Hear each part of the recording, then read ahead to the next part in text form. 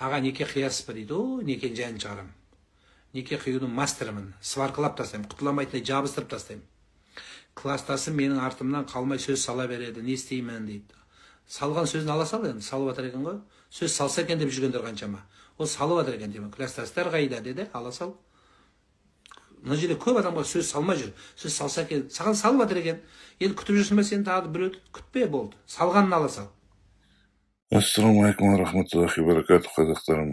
Мына ақымақ наданды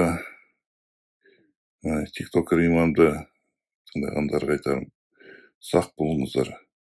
Мұның аузымен шайтан сөйлейді. Бұл ақымақ Аллахтың міндетін өзін алып отыр. Былайша айтқанда Аллахтың функциясын өзін алып отыр. Бұл деген үлкен күнәнің бірі болып табылады. Өйткені ертең ажырасасың ба, ажыраспайсың ба, мұны имам шешіп бермейді. Ол Аллахтың предопределениесі бойынша болатын нәрсе бұл. Аллах тағдырыңа не жазады, сол болады. Бұл ақымақ мың жерден емес, миллион жерден сварка деп қойсын. Егер Алла тағала ажырасасың деп тағдырыңа жазатын болса, онда обязательно ажырасып кетесің. Сондықтан мұндай ақымақ наданды тыңдамаңыздар. Сақ болыңыздар, қазақтарым.